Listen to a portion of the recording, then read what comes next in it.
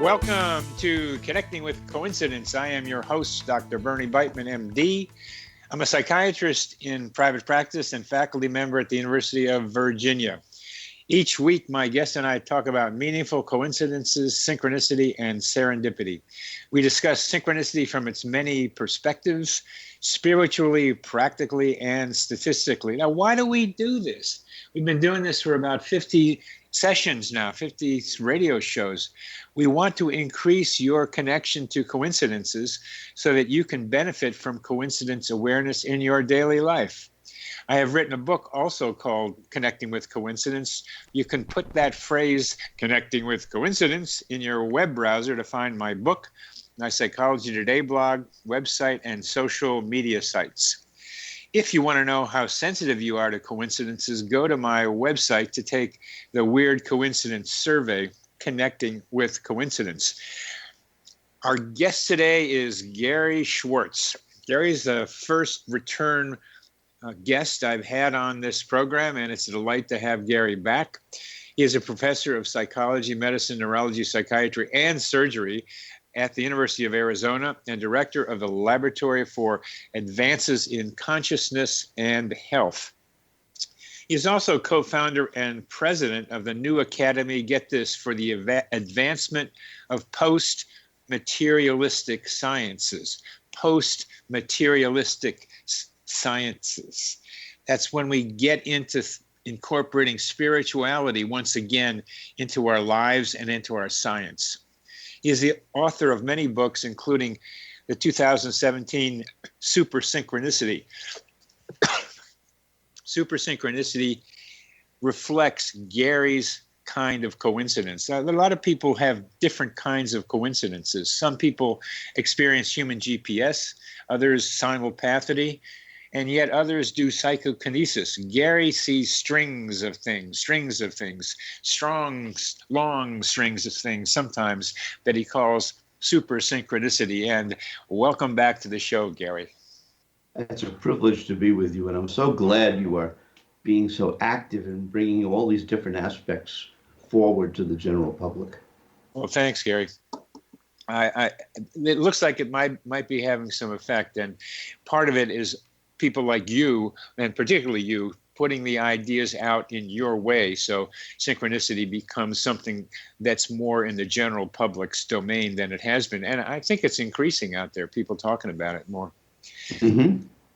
I have a few questions for you that I got from your book, and I still don't quite have good answers for. Let's start with maybe a simpler one. What does a person have to do to become a personal scientist, particularly in the study of coincidences? Well, that's a great question. I use the term self-science, or I like your term personal scientist. And what I mean by that is applying some of the core methods of good science to the laboratories of our personal lives. So what that means is that we're trying to be more careful about what evidence is, how we collect it, and being more cautious about how we interpret it, so that we can reach a more valid, justifiable, responsible conclusion, particularly as it's going to relate to our personal lives or the lives of others. So, for example, in this chapter I have called The Evidence is Always Friendly in my book, which is, that's the take-home lesson from that chapter. I talk about how that one of the things that we need to be able to do when synchronicities occur, which now is feasible to do, is to record the information when it occurs or jot down notes about that shortly after it's occurred, so that we get the information accurately and we don't forget it. And thanks to our super smartphones that we have today, I have an iPhone 8 Plus, which is not the most recent iPhone, but it's I can't remember whether I have 128 gigabytes of photo storage and so on. And I take videos. I take screenshots. I will make audio notes. I've got this capability to be able to record these things and then easily go back and look at them. And so therefore, the first criteria for being a responsible scientist is to collect the observations, collect them accurately, so that you can be sure they happen, you can be sure your memory is accurate, and you can start then searching for the kinds of connections that will help us with meaning. That's what I mean by personal science. Excellent, excellent, excellent, excellent. And part of one of the questions, part of the confusion in understanding coincidences is this term random, which is related to the term chance, but they're separate too. They're not the same thing. But you've written in your book about randomness and how the universe can't be random. Would you talk about randomness, the universe, and synchronicity, please? Sure. And if I get too detailed, just make me sure that we get back to the core basics. But let's get back to what we mean by the term. Will do. The lay meaning of the word random. What we mean by random, typically, is that, because there's two implicit meanings. One idea of random is that we mean chance. And what we mean by chance is it's sort of not only unpredictable, but essentially uncaused.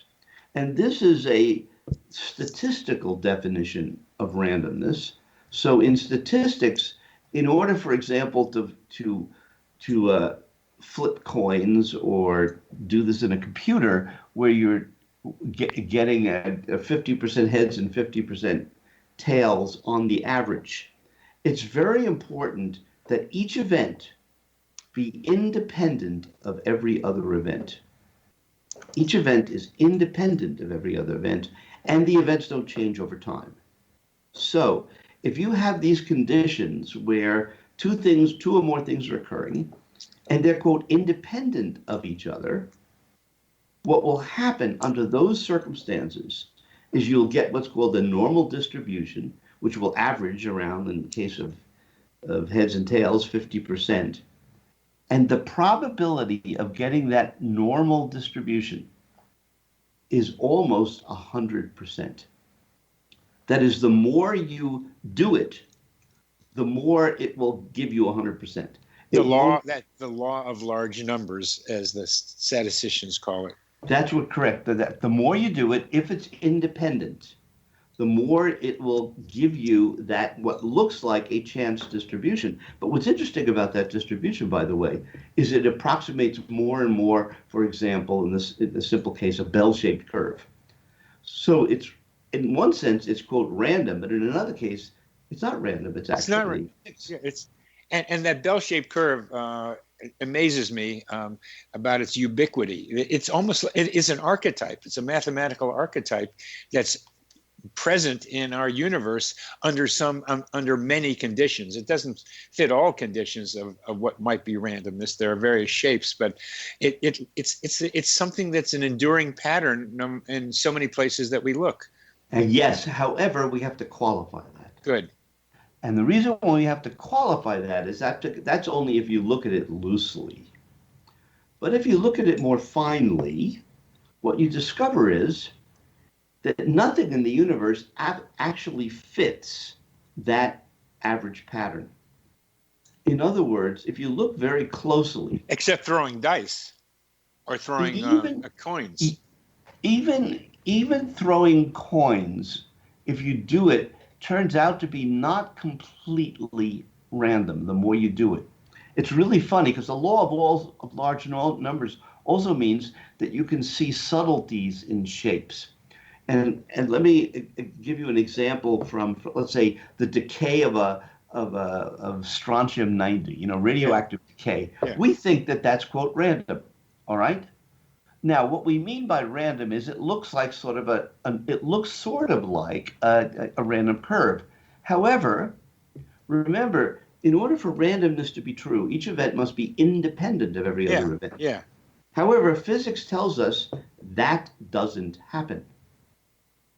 These things are not independent of each other. So that's what I always thought, that when one of those particles decays, it influences some of the particles around it. It has to. It has to. By the laws of physics. So the laws of physics actually create a quagmire. It's a paradox that most physicists ignore. And that paradox is, on the one hand, we say that things are, quote, random. And on the other hand, physics tells us that nothing can be random. So what we have to do is, that's where we get to the second meaning of the word random. And what we mean by random is that we don't understand, it's too complicated for us to predict what the patterns are or understand what the patterns are. But within that, there is a regularity. So there's a hidden regularity in what looks to be chaos. And they even call that, quote, chaos theory. And that description, meaning that it's just so complicated, we haven't yet figured out the pattern, says, for example, even in a number as seemingly random as the number pi. Let's keep pi in for our next segment. Okay. You're listening to Connecting with Coincidence with your host, Dr. Bernie Beitman, MD, and that's me on the X-Zone Broadcast Network. And our guest today is Dr. Gary Schwartz.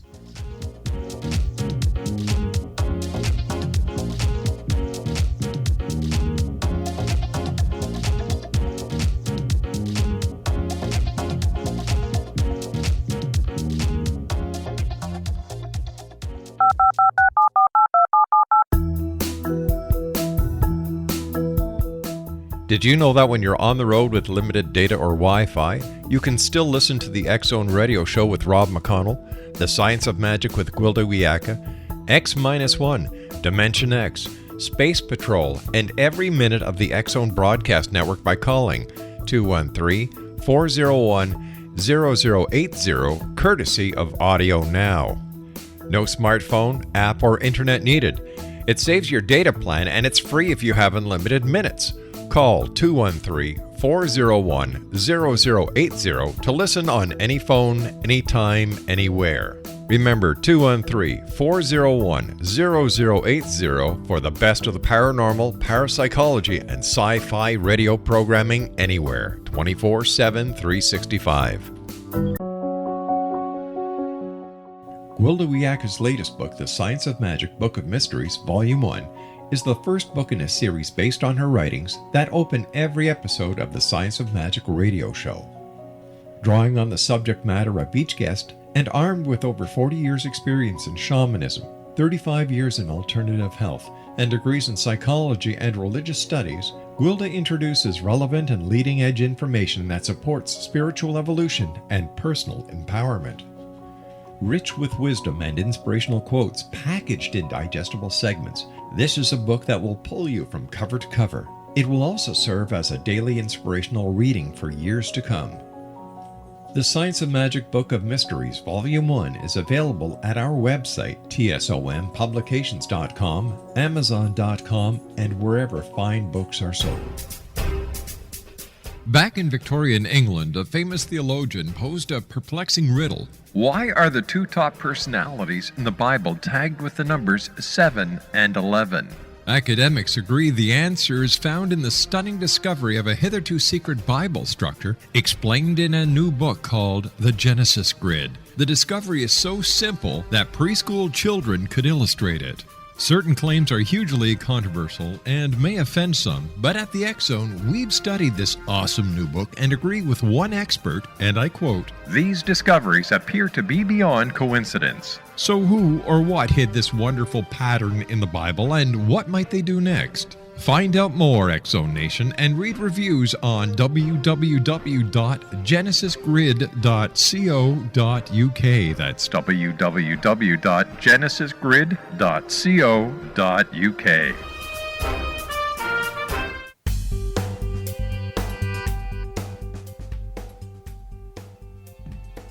Oh, welcome back to CC with BB, Connecting with Coincidence with Dr. Bernie Beitman, MD, and that is me. And our guest today is Dr. Gary Schwartz, and we are being very random today, which is another use of the word out there in the college group. Hey, that was random. I really like the way people use that. Hey, that was a random thing. And it's becoming part of the parlance. But we were talking about the letter pi and the second definition of random, which is too complicated for us to predict, but we kind of know there is a hidden pattern there because we kind of see it. That's correct. And the reason for saying this, that to look for hidden patterns rather than just knee-jerk response, it's quote chance. The reason why that's important is because it leads to not only a more consistent view of the universe, but it also allows for coincidence, meaningful coincidence, and strings of what you call serial coincidence, or I call super synchronicity, to occur. So I'd like to jump right into that because this is not hidden. This hits you in the face. Go ahead. So here's the argument that the average statistician uses who hasn't really thought this through, partly because they're not aware of the kind of data that I've been reporting in the book Super Synchronicity and in the latest work that I'm doing. And here's the basic explanation. The average statistician will say, sure, let's talk about sharks, my latest flurry of synchronicities. We go to African Village, which is essentially an art fair of approximately 100 dealers of African art from around the world that converge on Tucson every February as part of what's called the Tucson Gem Show. All right? I've been there. You've been there? Fantastic. Yeah. Then you know that's a special place. Yeah. And there are, I'll make a guesstimate, maybe 10,000 pieces of art shown there, from tiny little things from a few dollars for pieces that might cost $5,000 or $10,000. They don't have the super expensive ones, but they have this range. And Rhonda and I have been going there for 12 years. And this year, in the far right-hand corner of the where the art fair is,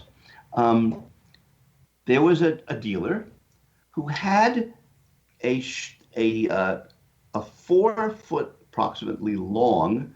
It looks sort of it's very weathered. It's real, and it's sort of it looks partly prehistoric, and partly very contemporized, almost Picassoist.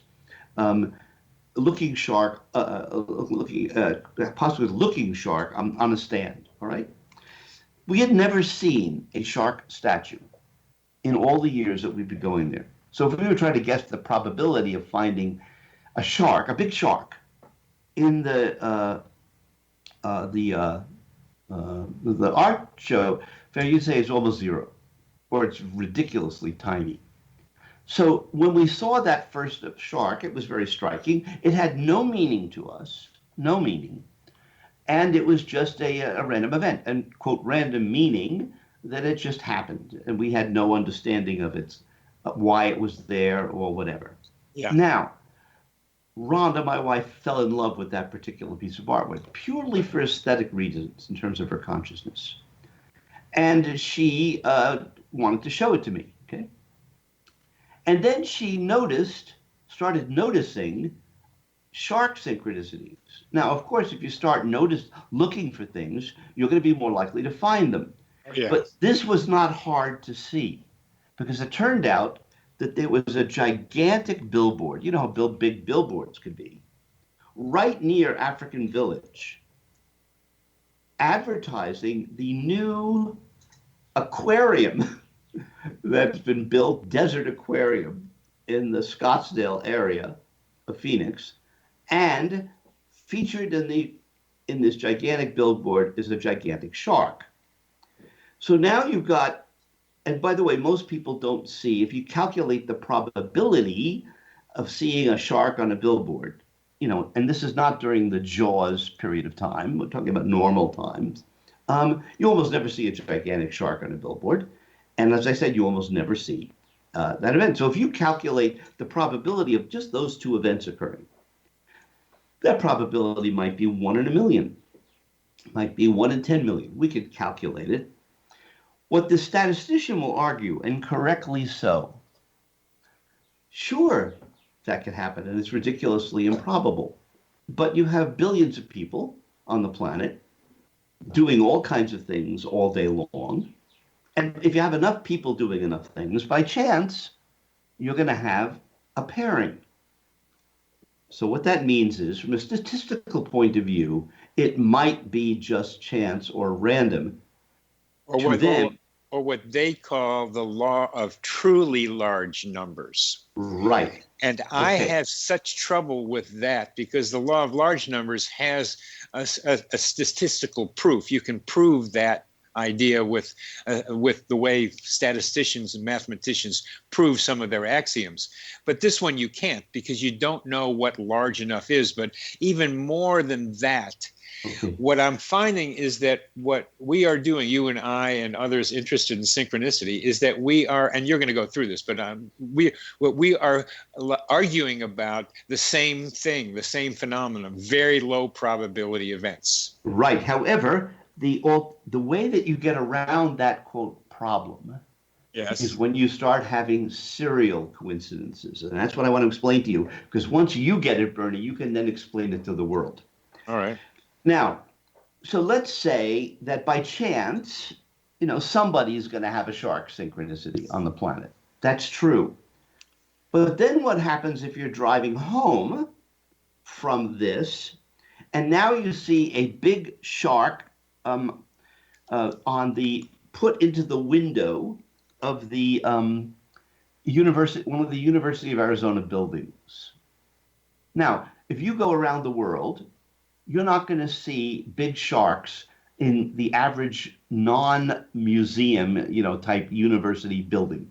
You just don't see sharks on university buildings. In fact, the University of Arizona, as far as I know, has never had a shark in its building. But driving along, what does Rhonda notice? A big shark in the window. Now, the probability of those three things occurring by chance, you have to calculate that. And what happens? You have to be able to calculate the probability of each one, and then you multiply the probability of each one by the next one and by the next one. Right. So you're multiplying three low probability events together, and you're making each one more low probability. Exactly. But you see, the first two, the statistician would argue and say, well, it's a really low probability, but it's actually really high because it'll happen by chance if enough people do it. And let me finish. But when you add the third one, now you can't. Now the probability of having it repeated. This is the critical thing. Okay. If it's the repetition of the pair, that makes it really low probability. Yes. And then when you have not three, but you have four, and then you have five, and then you have six. If you have six of these in a row, which is what I call a type 3 synchronicity, or we call it a type 3 serial coincidence, which I then coined the term super synchronicity for. When you calculate those conditional probabilities, taking into account this argument about, well, by chance, if you have enough people doing it, it would happen anyway. That's true for a single pair.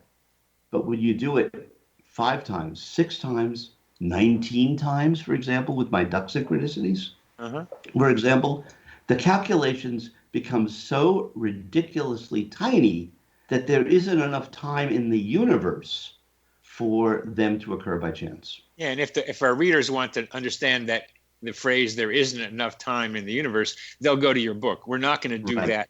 We're not going to do that on the show. Yeah. But it was really cool. We're not going to do that to them. We're going to. But it was really cool the way you did that calculation, and I just fondly remember looking at it. But the statistician, I'm going to be talking to David Hand, a statistician who's been involved with this stuff in a couple of weeks. And what they say is something like what you said, a low probability event is highly probable. Those words are confusing to me. I know, but that's what I've just tried to hopefully explain to you. A low probability event for a pair of events is highly probable, they say. But a low probability event for a series of events is a low probability. That's it. I could almost see that the graph you just drew. A low probability. Now, this is confusing for anybody listening. A low probability event is highly probable For two events. But then when you have something past a pair, a 3, but get to a 6, then it's so low probability that it's not a high probability. It's no longer a high probability event. Then it becomes a super low probability. There's a threshold at which the probabilities become super low, so they can't be highly probable. Right, and that's why, even though a single event for any single person might be statistically, quote, you can't tell from a single pair whether you can't be 100% sure that it's a non-chance event for a single pair, even though it's ridiculous, even though it's highly improbable. However, if that pair goes 3 times, 4 times, 5 times, each time it happens more, you can be sure that something is going on. Okay, let's continue with that. You're listening to Connecting with Coincidence with your host, Bernie Beitman, MD. This is me on the X Zone Broadcast Network. We're talking with Gary Schwartz.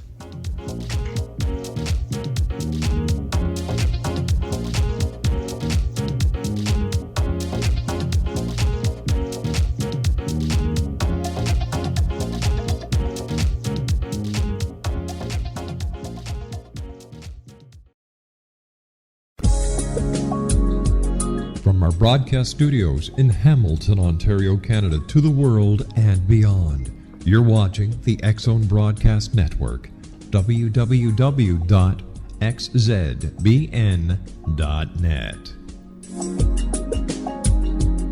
AVS Media Den.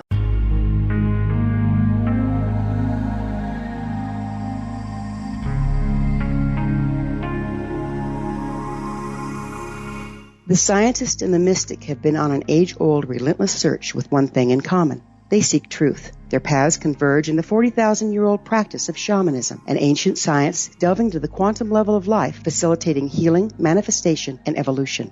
I'm Gwilda Wiyaka, the founder and director of Path Home Shamanic Arts School, a unique Colorado State certified occupational school training shamanic practitioners and teachers. We also provide classes for empowering personal lives through shamanism. Our certification classes are in week-long segments enabling international participation, and online classes and long-distance shamanic healing sessions are available. Come discover the science of magic in the limitless world of shamanism. www.findyourpathhome.com.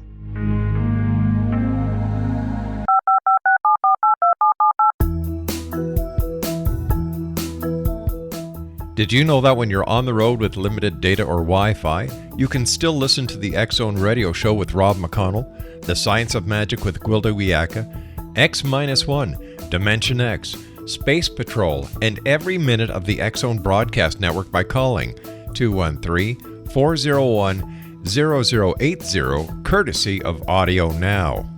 No smartphone, app, or internet needed. It saves your data plan, and it's free if you have unlimited minutes. Call 213-401-0080 to listen on any phone, anytime, anywhere. Remember 213-401-0080 for the best of the paranormal, parapsychology, and sci-fi radio programming anywhere, 24/7, 365.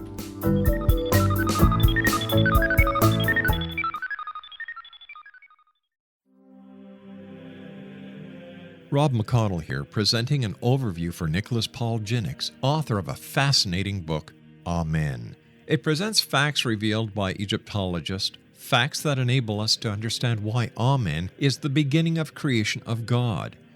It provides recommendations for religious leaders of the major religions to unify their beliefs and teach the Word of God. Love one another. Amen informs people how mankind conceived God.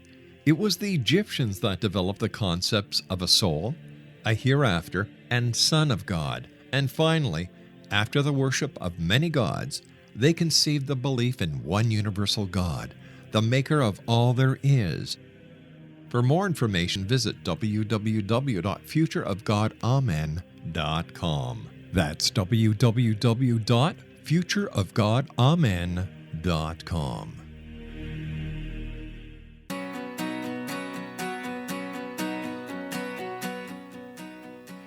Welcome back to CC with BB. Our guest is Gary Schwartz, and he is humbling me and some of my thinking about coincidences with his excellent, clear descriptions of probabilities and their relevance to coincidence. And I repeat some of what we're talking about, that very low probabilities can be highly probable in large populations.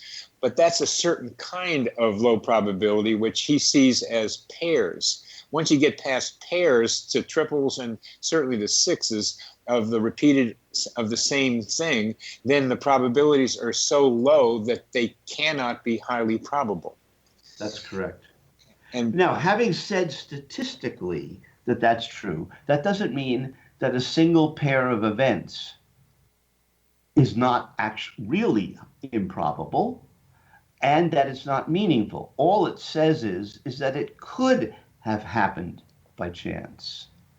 It doesn't mean that that individual pair, in fact, happened by chance. And so what therefore leads you to take it more seriously, and maybe super seriously, no pun intended here, is it is also meaningful. So if it happens at the right time of your life, if it gives you direction, which is then verified or supported by something else, it becomes now a serial. In other words, it now accumulates value and tells you that it's probably not a chance event. now that is so very, very important, because it is ignored that you can get a pair, but if that pair is also meaningful to you, that adds a third quality to the pair, making it a triple of a kind, and making it a triple lowers the probability and makes it somehow less likely to be called chance. It immediately makes it less likely than chance. Now, that's so important, of putting the personal meaning into the equation. That's right. Now, of course, the skeptic would argue and say, well, anybody can find meaning in anything. So, of course, they're going to, and this is why, by the way, I always say that I'm a boring scientist. And what I mean by that is I want to be as sure as possible that an interpretation that I come to is valid. And so consequently, although a single pair of events may be ultra meaningful to me, okay, and I now know it's now more like a triple, I will still ask the universe for additional signs to help confirm that in fact this is correct. Wow.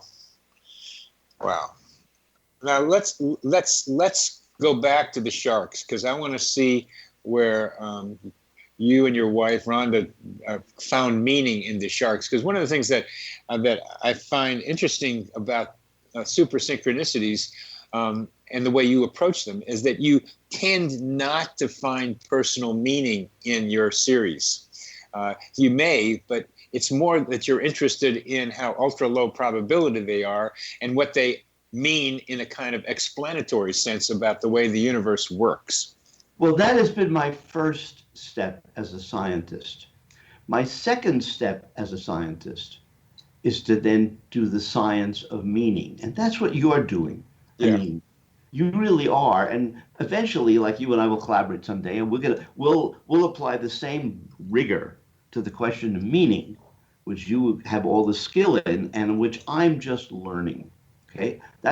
I'm catching up to that, slowly but surely. So let's get to the sharks and how we went from ridiculous statistical improbability to meaning. So let me give you an example. And okay? again, for our listeners, I want to be clear with you and me what we mean by meaning, because there's lots of meanings to the word meaning.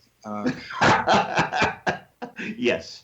In coincidences, there are at least four, but the two that we're talking about now are personal meaning, like what does it mean for me in my life? Yes. And the second is how do we explain it?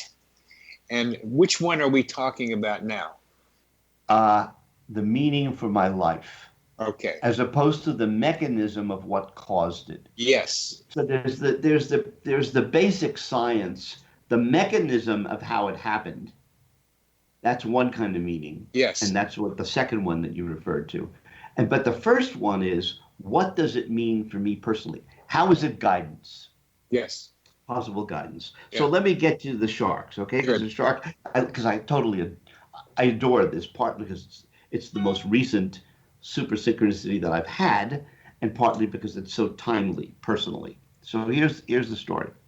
Rhonda is having these experiences with these sharks. She is now a self-science. She practices self-science. She is a personal scientist. So she makes photographs, she writes notes, and she shares these with me. I mean, it's part of our playful and loving relationship, okay? And she's really interested in this statue and of this sculpture. And I'm trying to justify myself and say, well, gee, how do we justify purchasing such a thing? I mean, it's obviously beautiful, but is it also relevant somehow to our lives? Now, by the way, beauty alone is sufficient to justify purchasing a piece of art, living with it, loving it, and so on. That's more than, that's absolutely fine. But what if it has some more meaning? So here's what happens. These things are occurring, and then, believe it or not, we turn on the television, and what appears but a television show about building. I'd never watched this show before. And what caught my eye was that they were building this gigantic fish tank for an NHL, National Hockey League. And I don't watch hockey. No offense to people who do. I watch basketball. But anyway, it was National Hockey. And it was for a team called the Sharks. And they were building this really large fish tank for a team named the Sharks. And they were putting sharks in the tank. Now, how often do you see a TV show about sharks, building sharks for a shark, team, and putting sharks in a tank? It's just ridiculously rare. And I would add, it's not just that there was a TV show, but that you saw it. And that it happened at the same time. And exactly. That you turned on the station to see it.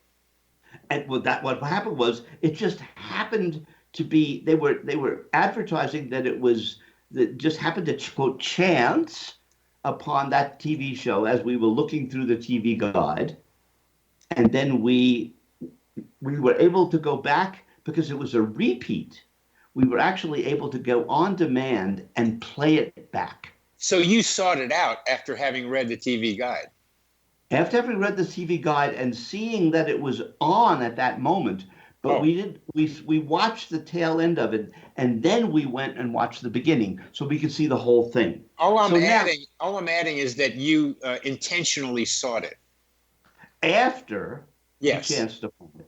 Yes. I'm just telling you how because this is what then led me. Okay. The chance events is the coincidence. My seeking it out was not a coincidence. My seeking out was a conscious intention that I follow this up. But yes. Here's the critical part. It was after that experience, and I calculated the odds. I asked myself, what did this mean? Why all the sharks in our lives right now? And why did I chance upon this TV show? So I then went to Google and typed in shark symbolic meaning. Uh-huh. In other words, because remember, this shark is coming from, this piece of shark art is coming, turns out, from a particular tribe. It's called the Iju. One of the ways that it's spelled is IGO. I never heard of the Iju tribe before in Nigeria on the coast. So I read about the history of that sculpture and also the symbolic meaning of the shark. And what I learned, in summary, was that when a, quote, shark comes into your life, one of the primary historic meanings is it is time for you to face your fears and to act with real courage to achieve a certain end. In other words, it's time where you need, if you would, extra courage. Now, why was that meaningful to me and to Rhonda? Because we have embarked on research which is ultra controversial, which is what we call the Soul Phone Project. And by the way, if any of your listeners are interested, they can go to www.soulphone.org, which is a foundation, the Soul Phone Foundation, which was created not by me, but another person who's since become a colleague, to foster this kind of work. And this is technology that we hypothesize and have strong evidence can actually turn into a practical device for communicating with, quote, spirit, or people, quote, on the other side, or the greater spiritual reality. And in the process of doing that work, we have to face the fact that people get mind boggled by it. They get threatened by it, particularly in the academic world. I mean, I'm doing this at the University of Arizona, and it's becoming more public. And what happens is either the super skeptics, the rabid disbelievers in a greater spiritual reality, or people who are highly religious in a fundamentalist way. And we need to stop with them. I'm sorry to interrupt right then, but we're coming to the end. You're listening to Connecting with Coincidence with your host, Bernie Beitman, MD. That's me on the X Zone Broadcast Network.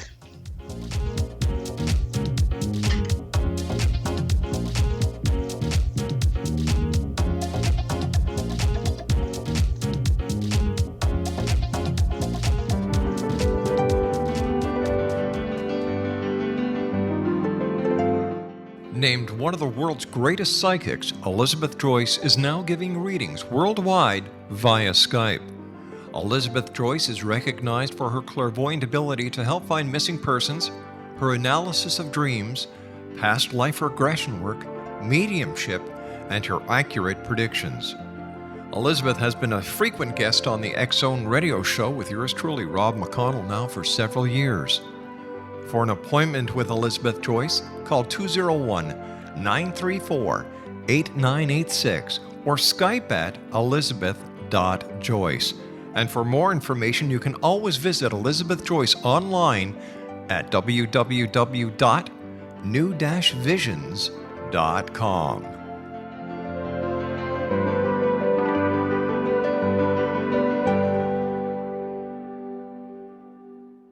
The new nonfiction book, Razor of Madness, is similar to cult movies like Clockwork Orange, Dragon's Tattoo, or The Other Side of Hell. Wayne Morin Jr. and Thomas Lee Howe will expose widespread and systematic deficiencies in this thought-provoking tell-all novel. Mind control rages among scholars in law schools. Human rights are ignored while thought reform and mental manipulation are accepted practices used as behavior modification. Dr. Louis Jolyon West comes to mind. Media and public scrutiny shows that United States mental hospitals are in fact destructive murder industries. Razor of Madness expose novel details this epidemic through an in-depth professional and personal investigation. For decades, there has been a revolving door policy that still releases killers and pedophiles back into society.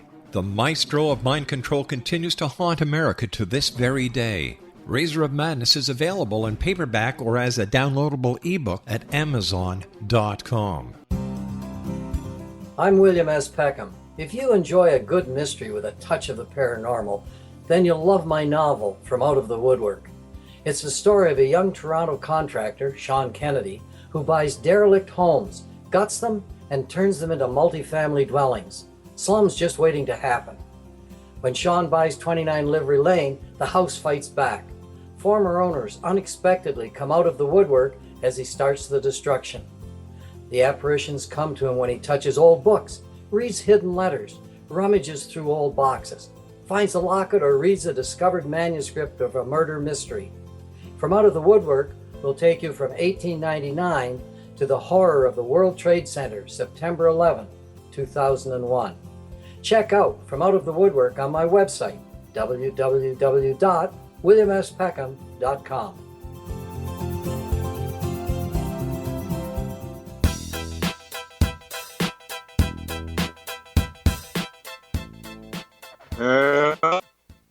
CC with BB, Connecting with Coincidence with your host, Dr. Bernie Beitman. That is me. We are talking to Gary Schwartz, who was talking about the need for courage as encouraging, as he's been encouraged by a series of shark coincidences, because he needs it right now, and is running against the academic disbelief in what he's doing, and what you ended the last segment with, Gary, talking about a fundamentalist disbelief in what you're doing. Please elaborate on that. Yes. So the fundamentalists, many fundamentalists are taught by an interpretation of the Bible that one should not communicate with people who have, quote, died, or people who are in, quote, heaven, because it might be you might be influenced by the devil, and therefore it's the work of the devil. So consequently, people put their fingers up, like a cross, to say, don't do that. So I'm doing the work of the devil. By the way, mediums are doing the work of the devil too, according to fundamentalists, people who were raised in a fundamentalist tradition. And metaphorically, I'm doing, quote, the devil's work from a scientific point of view, because I'm addressing questions that people believe are impossible and shouldn't be addressed, that there must be something wrong in what I'm doing. So it takes a lot of courage to do this work. All right. Well, you've been going against the grain for years now, Gary. Yes. Aren't you? What's different about the soul phone, given some of the other work that you've done? Well, I'm now good. Thank you for asking that question. By the way, did I pay you to ask that question? No, we didn't rehearse this a second. But I want to share with you, by the way, just to set the stage for this, and this will be toward the last of the segment, so warn me at least a couple of minutes before, is that I need even more courage in the area of serial coincidence and super synchronicity than I need in the area of the soul phone. Really? Oh, yeah. And so let's make sure we get there. So let's take the soul phone briefly so we can get back to the heart of the show, which is coincidence science, okay? Or synchronicity science. And what is it, and how does it work, as opposed to what does it personally mean to us? Now, by the way, I've given no thought to sharks. I typically don't like sharks. We usually have a negative image of sharks. We don't see, quote, the positive side to sharks. And I never thought about it until the past couple of weeks. And by the way, these things are continuing to this day. So it's very much on my mind. So getting back to the increased courage. The increased courage is that there are many, going public about this includes going public about very controversial research. For example, developing an electronic switch where we call them hypothesized collaborating spirits, can take their energy hand and put it into a special electronic field type switch with the goal of being able to, like a keystroke on a keyboard, you'll be able to pick up when they put their finger into the switch area. So you could be building a switch that would be, and our goal is to make it 99% reliable, so that we could then create, we call it a soul switch. So we could then create a soul keyboard so that spirit could now interact with us, texting, for example. So the first application of a practical soul phone is what we call soul texting. Now, why is that controversial? The reason is as follows.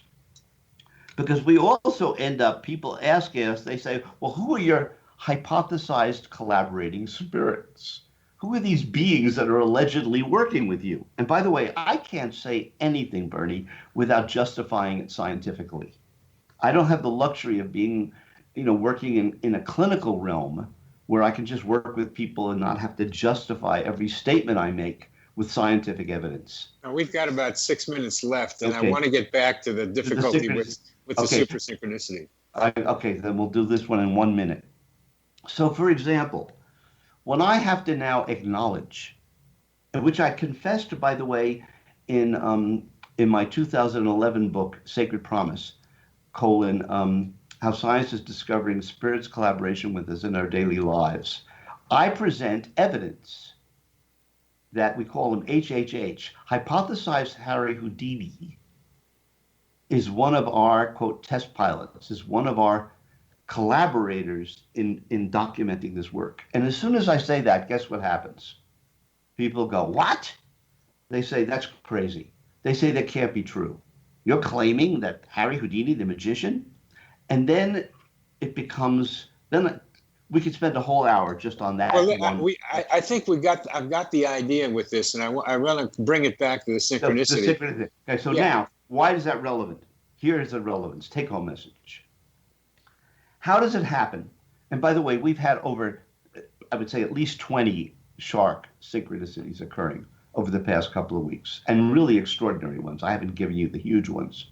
How did that happen? We're now getting to that other meaning of what could be bringing all these events together, spanning the timing of what's on a TV show, not just me watching it, but it being on at the time that I needed it. Yes. How could all of these events be orchestrated? We're not talking about just a pair of events. We're talking about serial events, 20 or more events. How could that happen? And guess what? The only conclusion that I can come to, which I confessed in my book, Super Synchronicity, is that you have to look to the idea that there's some sort of great spirit, using the Native American phrase, or one mind, using Dr. Larry Dossey's phrase, or an infinite awareness and intelligence, using Dr. Marjorie Wallicott's phrase, or God, which or Yahweh in the case of Jewish people, or God when we say in English, or any of the other words that we have for some sort of a universal infinite intelligence. Let me add one. The ECHO, ECCO, Earth Coincidence Control Office. Yeah, but I'm saying that there's a grand CEO of this office. Well, I think there's people working for him, and that's or her or it. Right.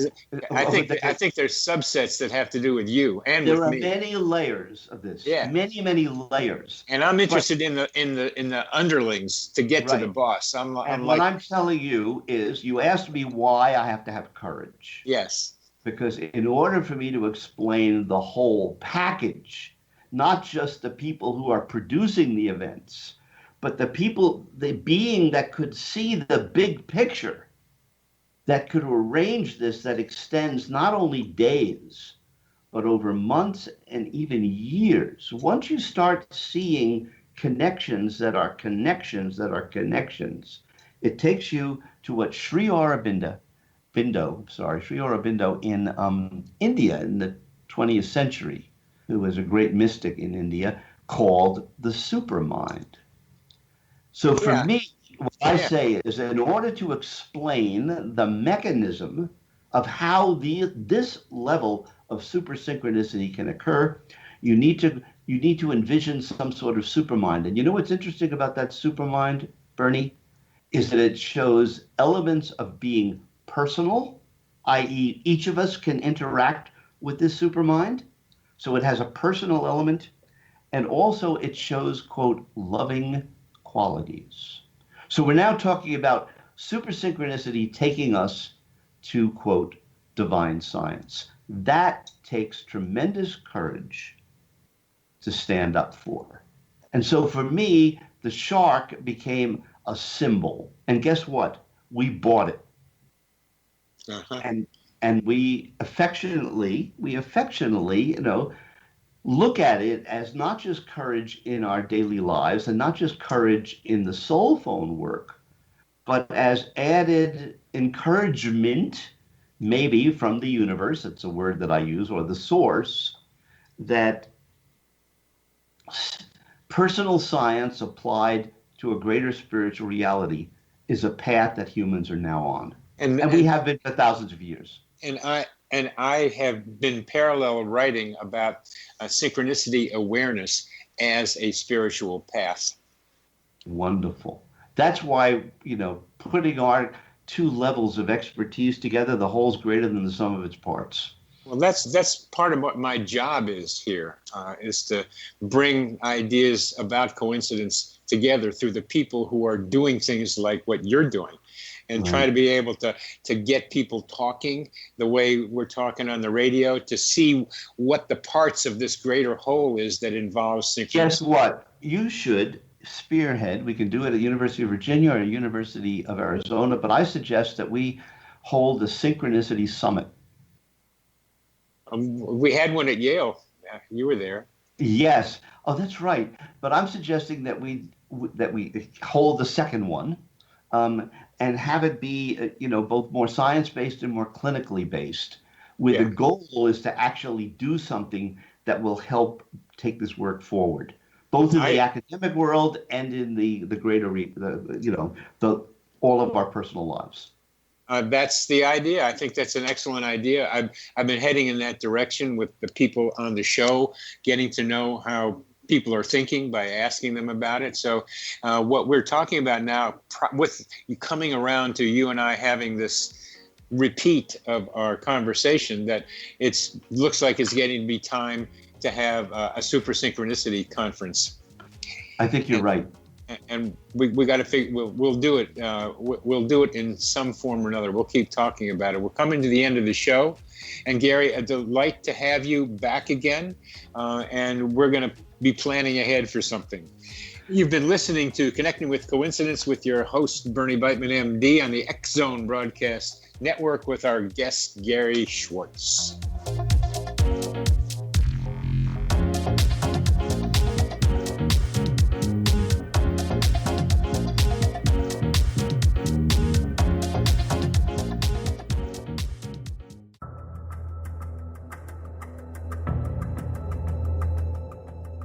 Modern Esoteric, Beyond Our Senses by Brad Olson, consummates the lifeology story about where humanity originates.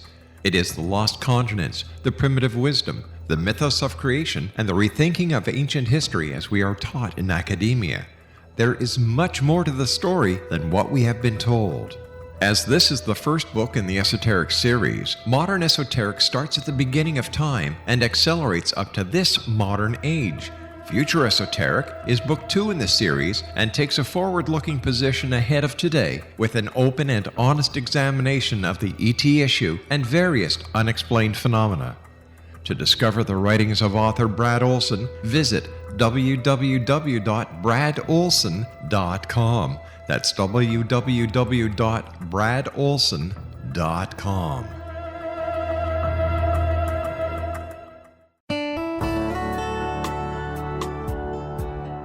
Are you or is someone you know struggling with addictions, depression, anxiety, relationships, low self-esteem, lack of confidence, grief, success, and prosperity? Do you know that your subconscious belief plays a big role in the outcome of your hard work? We can help you permanently change the beliefs that may be the reason for your struggles and failures. We care about getting you the return on your investment and the results you are looking for. We can help you be free of the limitations of your past and in realizing your highest potential. We work with people by phone and Skype.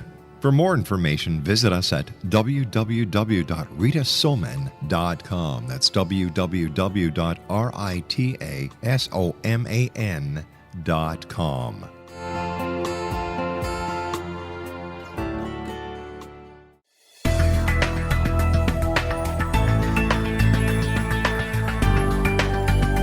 Do you think you have energy problems in your home? Do you feel better when you're away than when you're home? Joey Korn is a global leader in the world of dowsing who specializes in personal energy clearing and space clearing. He can help you create an ideal energy environment in your home no matter where you live in the world. Learn about his remote spiritual house cleaning services and much more at www.dowsers.com. You can get Joey's book, Dowsing, A Path to Enlightenment, as well as other dowsing books and tools, Kabbalah books, and Walter Russell books. Joey's work is really amazing. Go to dowsers.com right now. That's DOWSERS.com, or call 1-877-DOWSING. That's 1-877-369-7464.